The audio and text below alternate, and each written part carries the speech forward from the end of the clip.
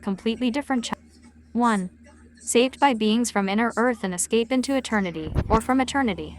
With this thought I awoke from my meditation. I might have been asleep or awake. Sometimes it's difficult to tell the difference between dreaming and reality. You can actually experience reality in your sleep. Intangible things become tangible there. For me, it was a strange journey.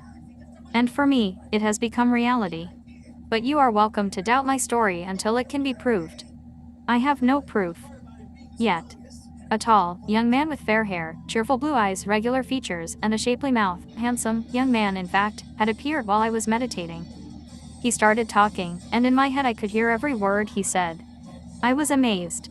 "Hi Mariana," he said. "My name's Timothy, but I'm called Tim. My surname is Brooke. Originally I'm from Seattle, USA, but I've emigrated, and these days I live inside the earth. You probably won't believe me at first, but I think I can convince you. That's my mission. It's time for people on the Earth's surface to know that we exist. Now I'm going to tell you my story. XKKK. My father was a sea captain. He owned a small cargo boat which plied its trade along the coast between Seattle and Vancouver, Canada. I was brought up as a sailor, pretty much against my will, even though my mother didn't want me to go to sea. She thought her constant worry about my father was enough. My mother was Swedish and my father of British stock. That's why I'm bilingual. They met on a cruise in the mid-20th century. Then I came along, and later on, my sister. All three of them are dead now, but I survived a shipwreck when I was 19. In spite of mother's tears and pleadings that I wouldn't go to sea, I was father's first mate by this stage, instead of staying in high school. Father was a resolute but fair man, and I loved him. A terrible storm swept relentlessly over us, with waves as high as houses. Our little boat had weathered storms before, but this was like a volcano. We were close to the coast, which was rocky and inaccessible. Father wanted to anchor as close to the shore as possible, so we steered towards land. Our cargo was timber and it was heavy, but we didn't get very far before we were caught in a whirlpool which lifted the boat like a glove and threw it against the nearest cliff. I remember a terrible crash and my father's otherwise stern face being close to mine. "I love you, my boy," he cried with tears in his eyes. "If we ride out this storm, I'm never going to force you to go to sea ever again." Those were his last words. The ship was torn apart, and I was in the sea, clinging to a log floating on the cold waves. I remember passing out. Father was gone, and the four others in the crew had disappeared. Suddenly, I felt someone human nearby, and a boat was carrying me steadily forwards. Was this death? I lay in the bottom of the boat and tried to raise myself up on my elbows, but fell straight back down again. A friendly face with clear-cut features and long, fair hair bent over me, and at first I couldn't tell if it was male or female. I soon realized it was a man. The boat entered a kind of well-lit tunnel decorated with paintings. It wasn't long before we were moored at a jetty. The fair-haired man and another one with dark hair lifted me up and helped me ashore. Where am I? Where's my father? Where are the rest of the crew? Did the timber go down? The questions gushed from me in a rush. Your father couldn't be saved, nor the crew or the cargo. You were clinging to a log which brought you straight to us. That saved your life. We were on the lookout for wrecked ships because of the storm. You're inside the earth now. Welcome. The man spoke excellent English. I'm Manal Zerpa, and I'm taking you to our world for some rest. When I was younger, an old sailor told me many stories. One of these was about a world that existed inside the planet, and it completely fascinated me. Of course, I thought it was just a sailor's yarn. And yet here I was, in the middle of it, right in the middle of an old sailor's tale. I pinched myself hard to make sure I wasn't dreaming. This couldn't be true, but it was. When can I return to Seattle? I asked. You'll have to take that up later with someone else. Look around you. You're walking on solid earth. The light was strange when we came out of the tunnel or hole in the rock where the boat was tied up, a strange glow in a strange summery landscape. I had left Seattle on a dark November morning, windy and drizzling. There had been leaves on the ground, and the sky was gray. Here the air was clear, with a friendly sun beaming down on us. Glorious flowers lined our path. There were green trees and bushes everywhere. It was like a beautiful morning in a Canadian forest. I had been in forests like this many times with my father and uncle when I was younger, but this seemed sparser and lighter somehow, with more flowers. We're just coming to the village where you're going to stay, announced my fair-haired savior, with a smile. My savior, literally. I have to thank you, I stammered. You saved my life. It's just that I feel so confused. I'm actually inside the earth, below the soil, in some kind of village in a farming area. You'll find out more when we get there, Manol informed me. I've saved lots of people from drowning. Your ship isn't the only one to go down outside these mountains. But it's only the sea out there which is treacherous, the sea which belongs to the outer earth. In here it's calm and always summer. And I had to make do with that. We walked through the most beautiful landscape I have ever seen, before reaching a village with tall, round buildings. They seemed weirdly luminous, probably because of the stones they were made out of. I could hear birdsong in the luxuriant trees, and I saw squirrels and a small hare which crept behind a clump of grass. It was like the outside earth, yet very different. Somehow, it was too perfect, like a film. The houses surrounded what seemed to be a small market square, with a well in the center. We entered one of the houses. A hall with an arched roof led into a semicircular room with floor-to-ceiling windows. The furniture in the room was what I would deem modern, comfortable, beautifully designed chairs and tables, yet different from furniture on Earth. Everything glowed, as if the furniture itself and the surrounding walls were alive. And the roof. It didn't exist. It was open at the top, with sunlight filtering softly through woven leaves and branches. Manol gestured for me to sit on a sofa by one of the unglazed windows, where I could see the amazing view outside. The friendly, fair-haired man disappeared after placing a cup in front of me. He would return soon, he said. He told me to drink up before his return. I tasted the drink. It was wonderful, like a pale wine with a slight tang of honey. The first mouthful shot through my body like an arrow of fire, and I came around at once. Good grief, I thought, I'll be drunk. But I wasn't, even after drinking it all up. However, I did experience intense clarity of thought and great well-being. When Manol returned, he wasn't alone. With him was a man who was at least 6.5 feet 2 meters tall. He had gleaming, long, brown hair and was clean-shaven and lithe. His huge, beautiful eyes were set in a youthful face, yet I got the feeling that he was older than time. I stood politely and bowed, and he gave me a friendly smile and hugged me. Welcome to Wonderland Underground, Timothy, he said. I know how you got here, and now I'll tell you where you are. Are you a wise master? I interrupted. I've heard people like that exist inside the earth. The man laughed heartily. There is wisdom everywhere, young man, he responded. The man who believes himself wise is stupid. Stupidity always tries to mislead wisdom. But if you're seeking wisdom, you need only look around carefully. Nature is full of wisdom which surface dwellers are doing their best to destroy. Then, who are you? I asked, inquisitive as usual. My name is Daryl. You don't need to know more than that just yet. I'm one of the 9 on the committee here. We bid you welcome, and wonder if you would like to stay a few days as an honored guest from the surface. I bowed again and accepted the invitation.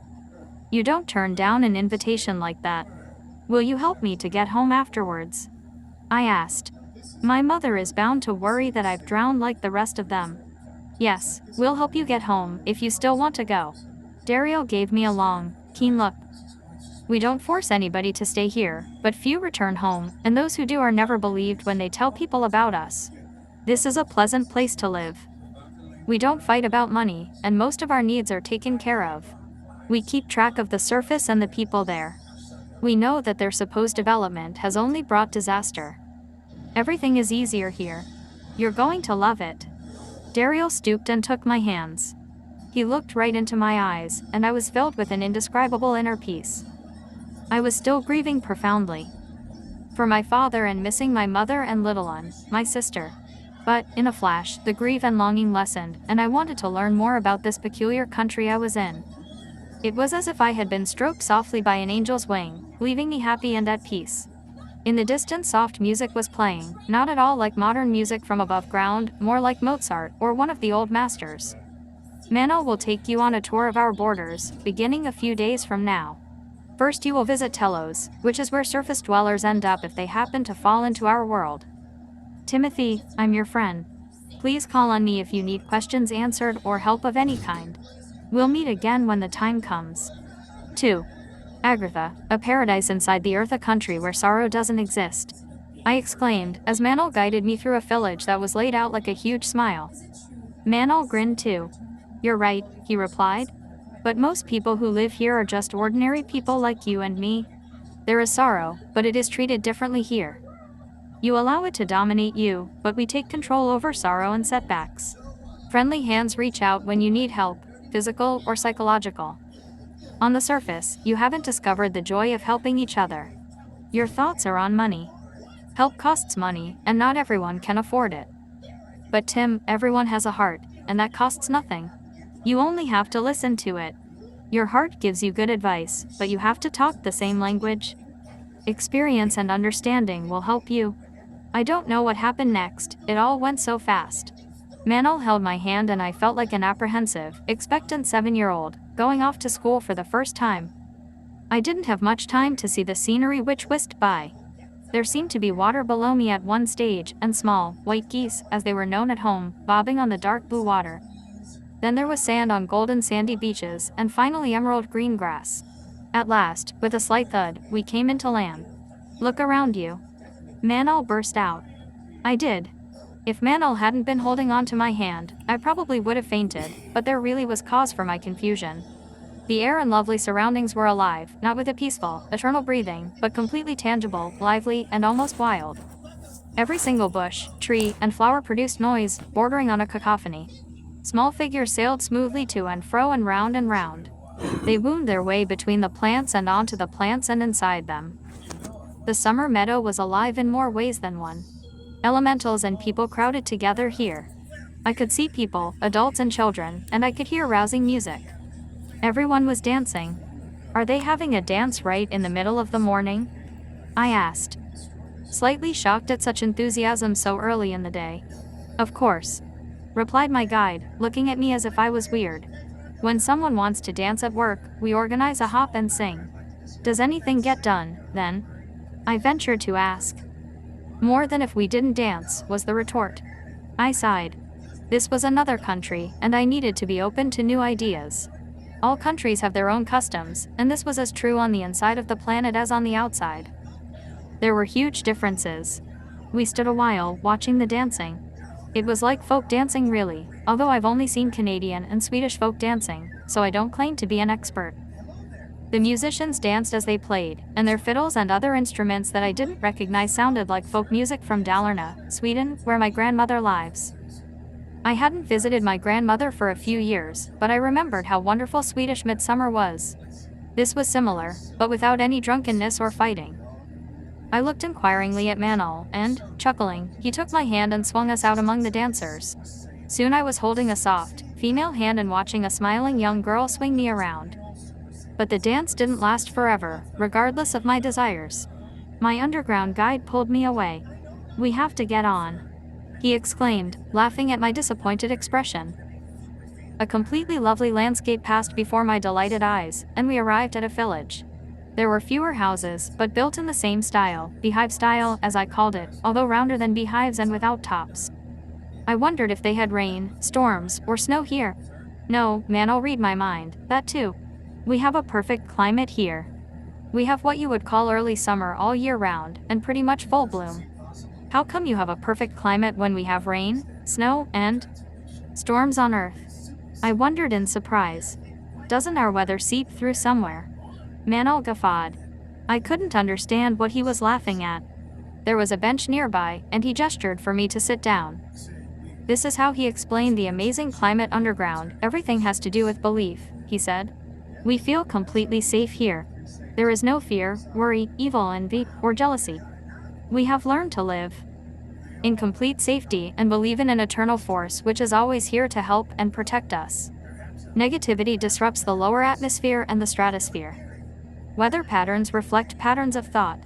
Destruction on the Earth's surface means that meteorological forces are equally destructive. They are affected by the ambience on Earth, which is far from harmonious. There is religious conflict. Envy and suspicion, fueled by money and drugs, destroy rather than build up. If we weigh the good and bad on Earth, my dear Tim, good loses every time. Good grief! I exclaimed incredulously. You don't mean that the weather depends on how people think? Surely the weather is regulated by other forces entirely.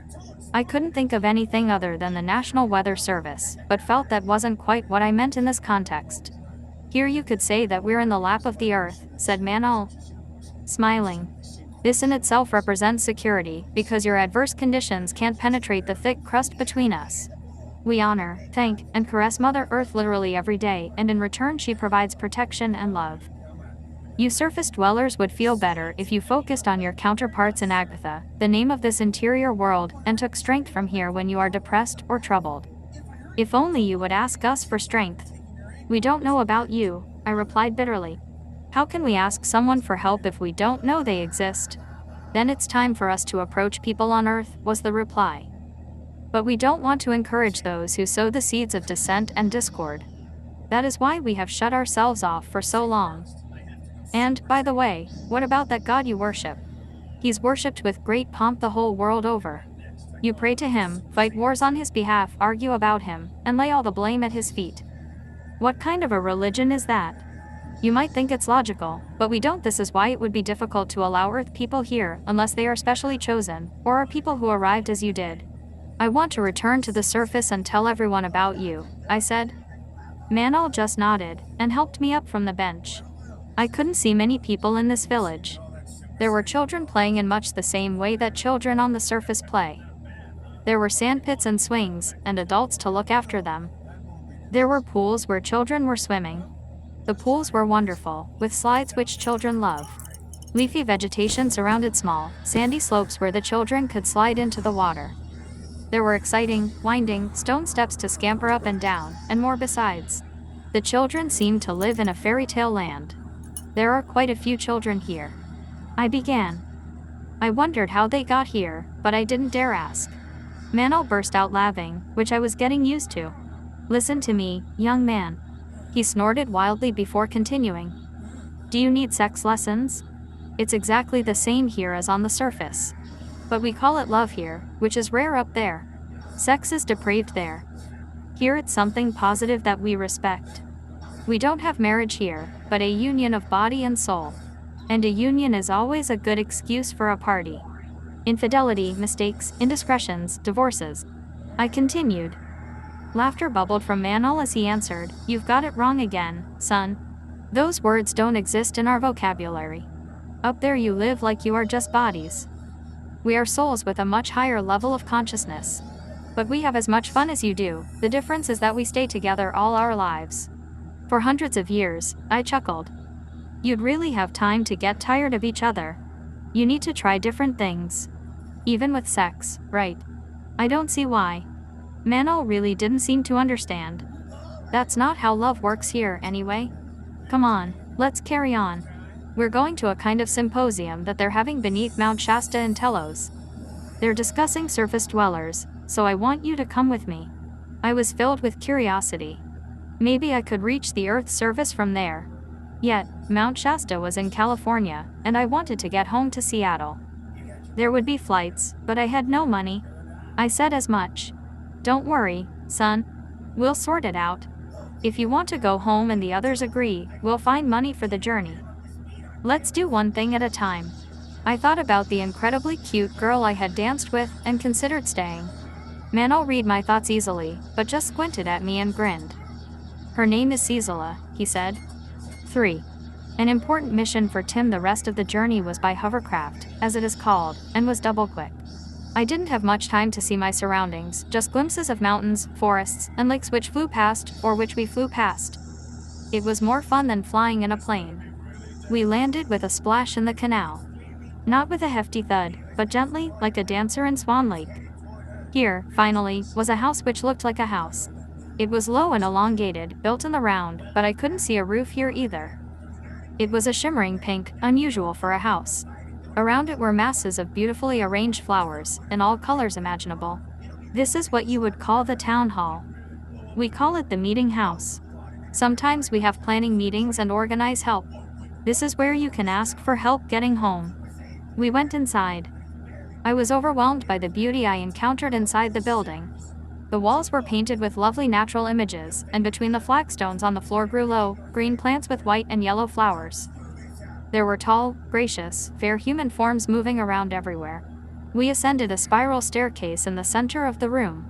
The building didn't have a roof, and the top floor consisted of a sort of suspended platform. It didn't move, which would have made me seasick. Manol smiled, took my arm, and led me to a large, airy, apparently floating room. There were 9 people there, men and women.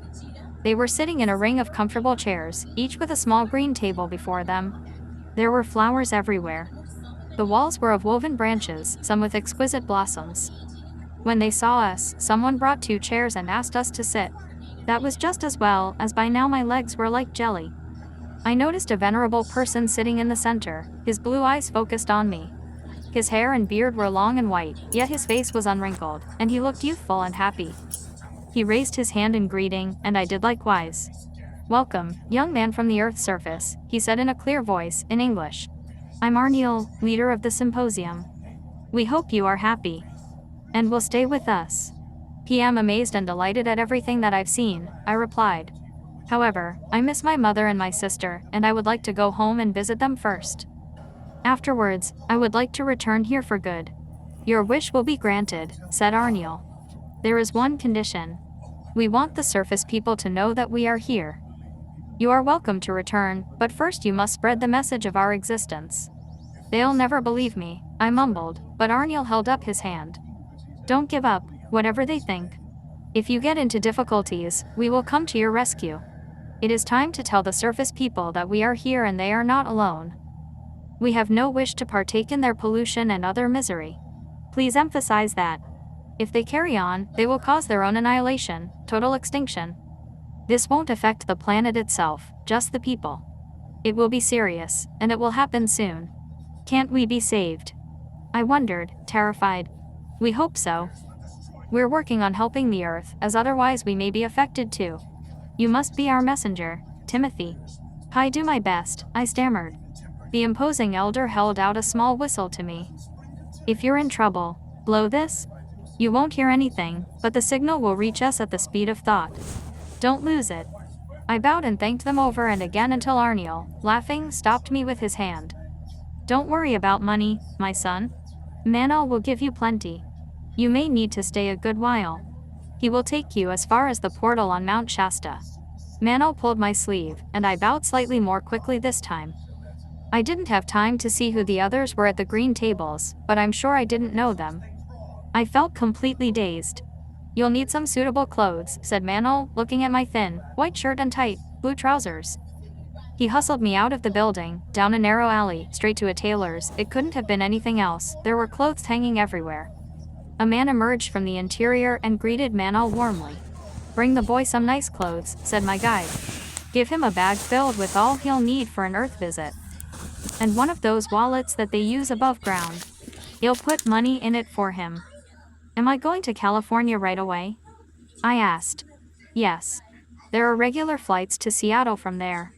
What if I want to get back? We'll cross that bridge when we come to it. Let's do one thing at a time. The tailor will outfit you first.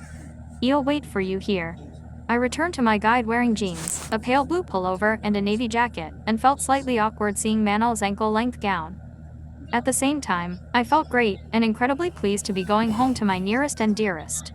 Manol handed me a bulging wallet. It included my passport. I have no idea how he had gotten hold of it. It's a new passport that we made in surface style.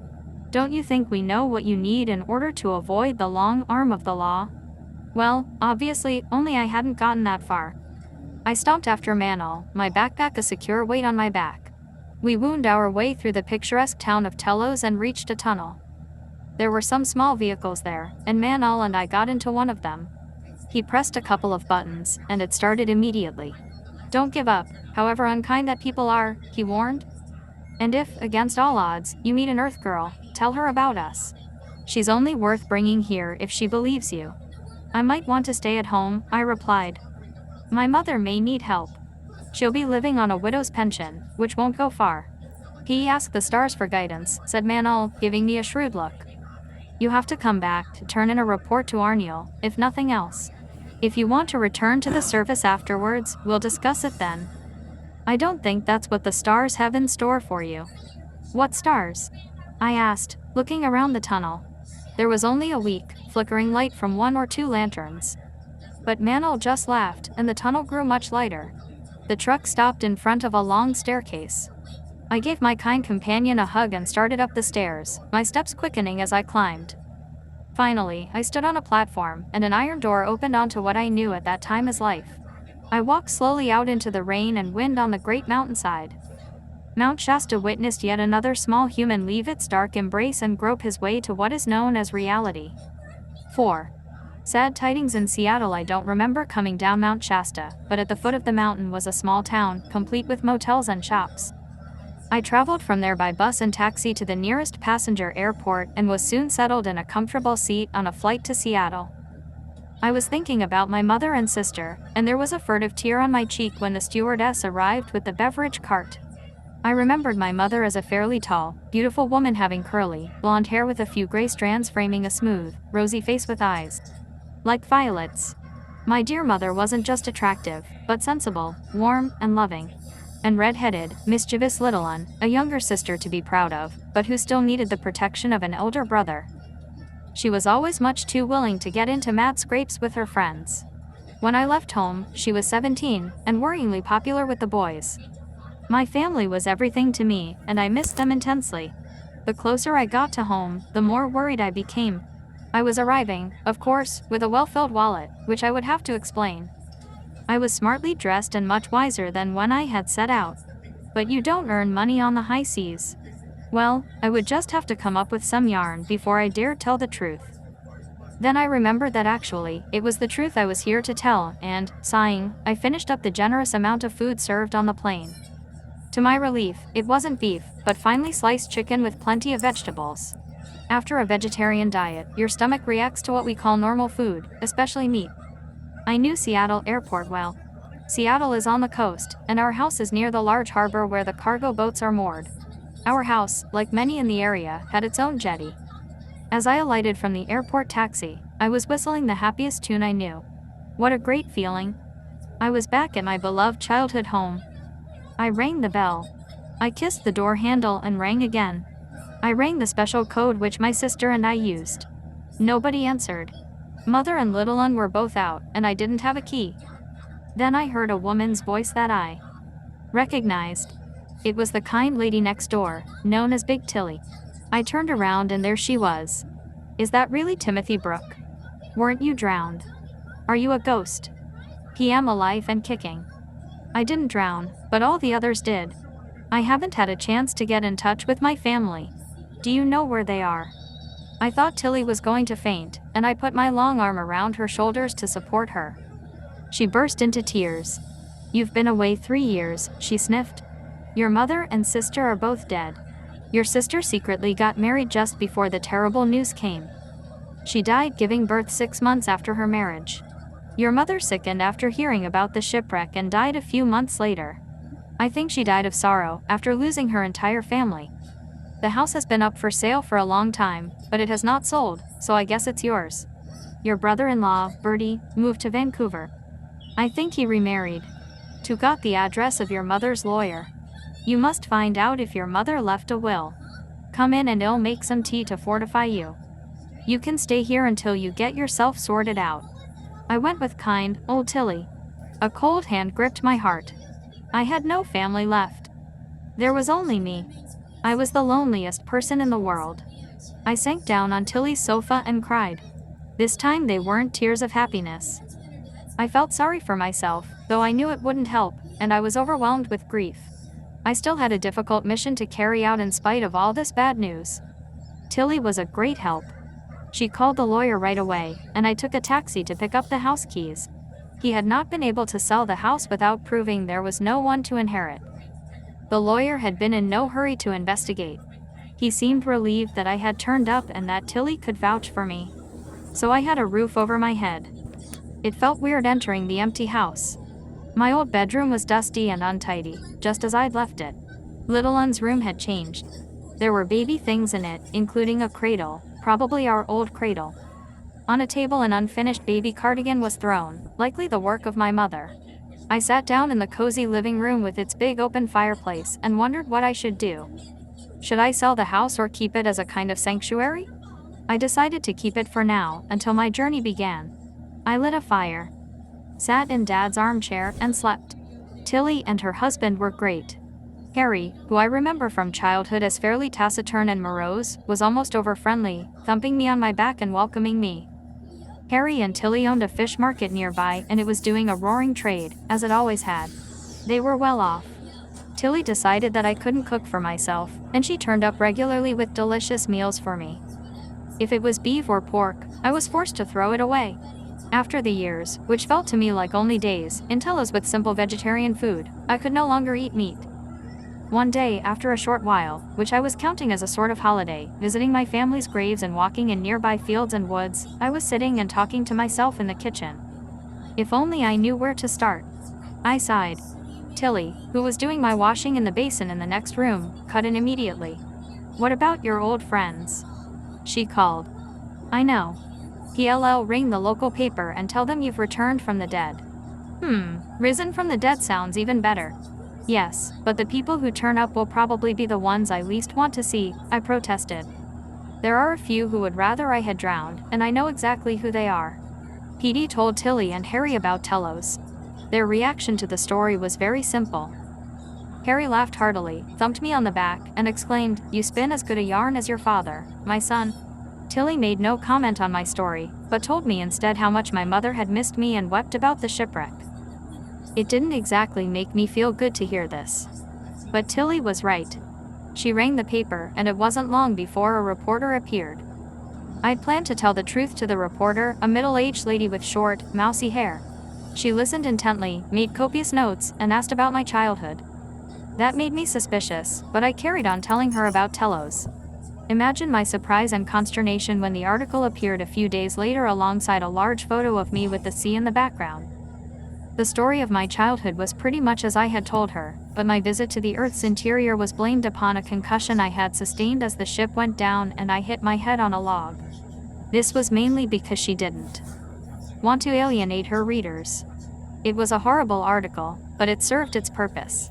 There were phone calls the same day as my proud appearance in the paper. I was overjoyed at one of them. My best friend from school, Matthew, wanted to meet up as soon as possible. He was still in Seattle. He was a dentist and invited me to dinner with his family. He was married and had a small daughter. I rushed over to their house at the earliest opportunity. Matt and I hugged each other. He was as tall as me, but stockier, and his red hair was thinning. His hair was the reason we used to call him Red Matt. He still had freckles and his eyes were just as gray and lively as ever. His stomach was rounder, suggesting satisfaction. His wife, although obviously pregnant, was as pretty as a doll, with brown eyes and frizzy brown hair. Their little girl had inherited her father's red hair and freckles. She was attractive already, and she would be beautiful later. My thoughts went to my unruly, red-headed sister, and I sighed deeply. Matt and his family lived in a fairly large house with a lovely garden. The abundant Seattle rain streamed peacefully from the sky, forming pools on the leaves. I finally felt at home. "Well, where have you been for the last 3 years?" asked Matt as we sat on the porch with a drink. The newspaper article was a load of bunkum, wasn't it? The Earth can't be hollow, although our geography teacher used to joke that it was. "Can we talk about this after dinner?" I asked in reply. "I'm not sure you're going to believe me." Just then I had the same strange, inexplicable sensation I had experienced a few times since coming home. It was like an intense heat searing through me and lights flickering before my eyes. I knew it was Manal sending this energy. As we had said our farewells at the portal on Mount Shasta, I had been overwhelmed by this feeling. "Your head is lit up," little Eleanor's voice exclaimed. Matt's daughter was standing by my side, looking with interest at my head. She was 4 years old. Matt had married before our boat sank. "Come and eat. It's ready." It was Nancy, Matt's wife, calling. I took Eleanor's hand and followed Matt into the dining room. I think it must have been a lamp on the porch shining behind my head, little red riding hood, I whispered to the child, who pressed her lips together and shook her head. "There's a tall man behind you," the peerless child continued. "He says he's your friend, but he won't tell me his name. You're Swedish, aren't you?" "Yes, PM, half Swedish and half from here." I grinned, glad to be changing the subject. Matt's daughter was obviously clairvoyant. I planned to mention it to him after dinner. He shouldn't let her be afraid of it. It was a gift.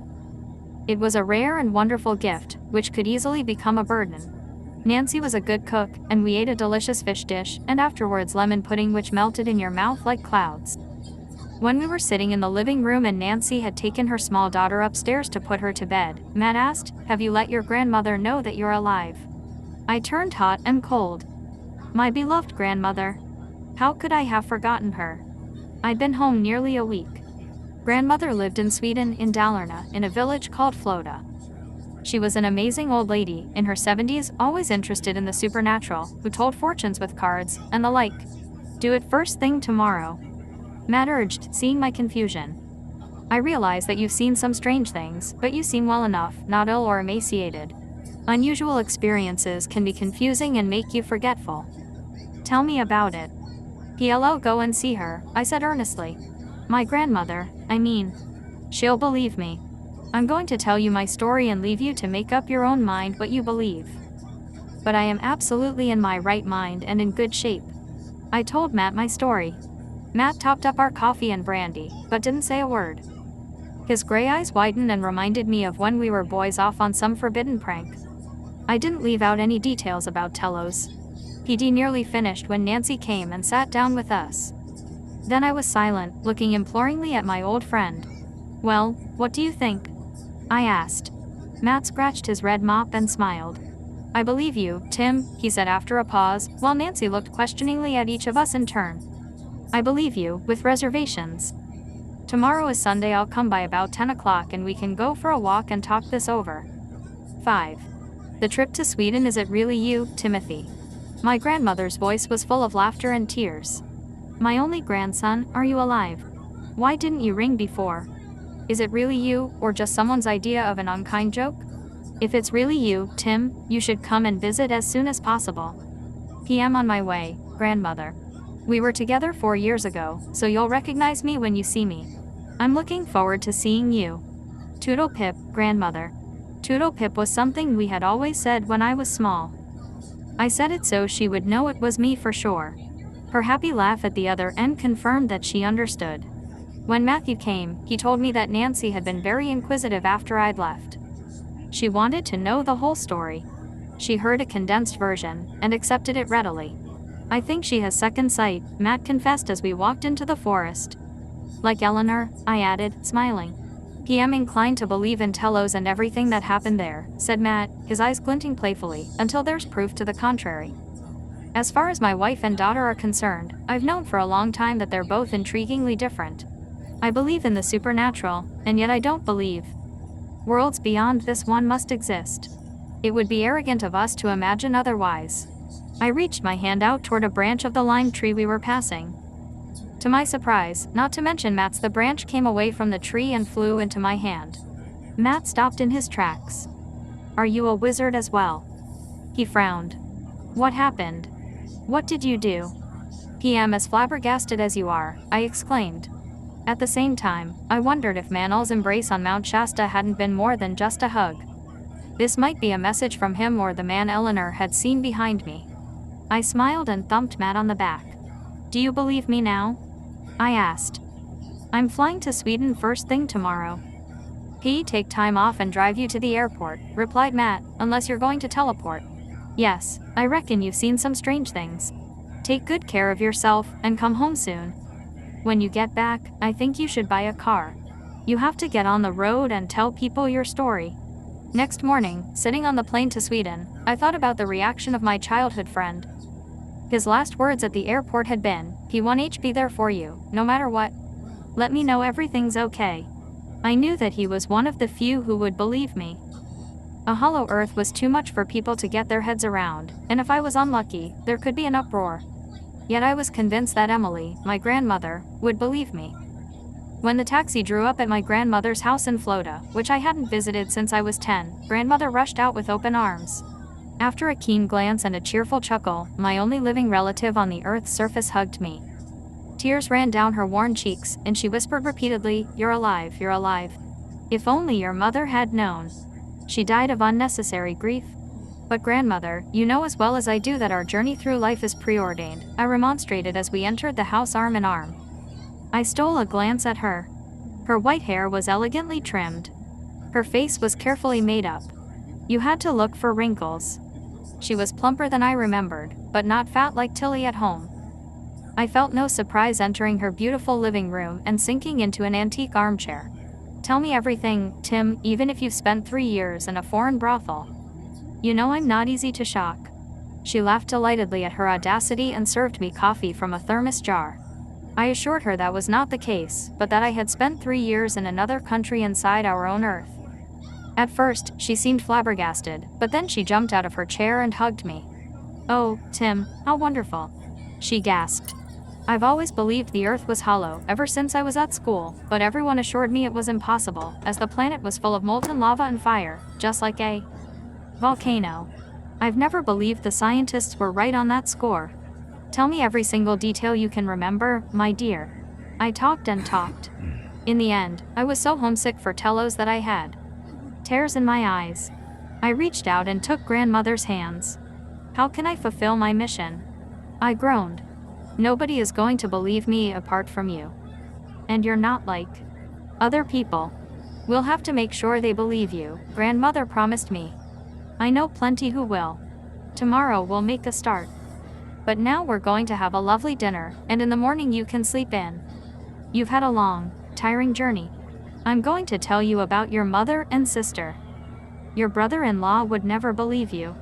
He's an unpleasant man and I can't understand why your sister chose him. Now it was grandmother's turn to talk, and I was glad I came as fast as I could. It was nice to know about Mum and little one. I needed some kind of closure on the part of my life which was over now. New horizons were opening up and it was time to make plans to carry out my mission. You know, Tim, grandmother remarked after dinner, as we were lounging in front of the fire which I had helped light. I have never told you everything about myself. I'm a medium and I help people, and actually I have quite a good reputation, which I'm grateful for. I lecture about other worlds, other planets, and cosmic consciousness. I help people find their inner selves, listen to their own hearts, and straighten out their minds. Do you see it in the cards? I interrupted her. No, I see it in their eyes, she answered calmly, smiling. Their eyes tell me what their lips cannot convey. I can see their auras, which is always helpful. Otherwise, I have nocturnal friends, guides, as they're called, who help me. They appear in the daytime too, but I have to be in a trance. I have a spirit guide, you see, who has been with me through various lives. I listen to him and talk to him sometimes. Jesus? I asked. Grandmother smiled wanly. No, she replied. Too many claim to be in contact with Jesus. It's very contemporary to be in contact with Jesus and God. My guide is called Melchize. Melchize. I interrupted again. You have a great guide in him, an ascended master arisen from the dead. I know, my grandmother resumed calmly, a smile twitching at the corners of her mouth. He's wonderful, and incredibly wise. He was an alchemist, and Abraham's teacher. Now he's my teacher. She chuckled in that special way. Well, my grandson, do you believe me? Yes, I sighed, impressed. Of course I do. Can you also see him? I see him with my inner eye. He's taught me a lot, I have to say. He was a comfort when my family died, and I'm convinced he helped to save you. He didn't dare tell me, though. I would have done all I could to bring you home. In my heart of hearts, I cherished a hope that you were still alive somewhere, washed up on a far-flung shore. I have never understood the trend for ascended masters that many people indulge in, but when my own grandmother professed to having one, I was forced to acknowledge that these high masters may have contact with humanity. I'm not really interested in this kind of thing, and I would rather cultivate the sort of knowledge I came across in Telos. But we'll get to that later, when I tell you about returning there. I had learned to live in the present during my stay in Telos, as the concept of time there is as free as the sweet-smelling air, but now I had to conform to Earth time. Grandmother gave me a diary. It is a necessary piece of equipment on Earth. 6. An impossible mission. Grandmother had a number of spiritual contacts and she was definitely a good connection for this odyssey, as I considered my task. She rang all her acquaintances who had occult interests and invited them to a meeting at her house on Saturday. Many were interested when they heard it was about Hollow Earth. I would tell them about the inner Earth city of Telos. 24 people agreed to come, and on Saturday they crowded into the spacious living room. Grandmother served coffee and cakes, and everyone jostled around me, asking about Telos. I gave a short lecture and answered questions. One man caught my attention. At first he kept in the background, but later he asked if I was planning to stay in Dalarna or if I would be willing to talk about Telos in Stockholm. I jumped at the chance.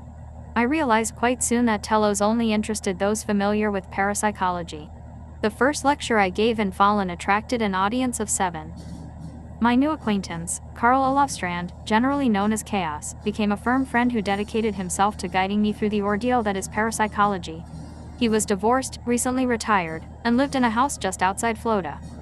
This meant we had ample opportunity to meet.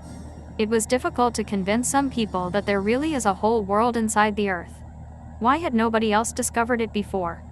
How could they be sure I was telling the truth and wasn't a spiritual conman? Chaos comforted me when I had doubts about my mission. He had a doctorate and was very intelligent. His presence at my lecture should have brought me credibility. Believing in an inhabited world, Agartha, inside the earth was too extreme. To some, it seemed like a swindle, and if I didn't cease my ridiculous nonsense, I should be put away, either in a mental institution or a police cell. I was under constant threat, and when the newspapers got wind of it, things got worse. Chaos was my self-appointed bodyguard. He was quite well known, an academic, responsible for many interesting articles, but he was taking a scandalously serious interest in pure science fiction. Grandmother was a constant source of encouragement, and her loving defense of her only grandchild was commendable. She didn't care that I was unpopular with some of her friends and most of the inhabitants of Floda. It was so bad that I bought a dog, a Great Dane, 2 years old, trained to protect. I called him Titch, as he was so huge. We became the best friends in the world, eating and sleeping together. His constant companionship engendered respect and admiration. I bought him from an old lady who could no longer walk him. My grandmother organized it, of course. Soon it was a common sight to see me walking Titch, who reached above my waist. He was gleaming black and inspired respect. Titch still lives in Telos, but I dare not bring him to the earth today, as the time may not be right for him. With their tiny, short skirts, their heavily made-up eyes, and weird hair, none of the girls on earth impressed me. Many of them were beautiful, and, actually, there were some normal ones, but I sensed that they only pretended interest in my subject to go to bed with me.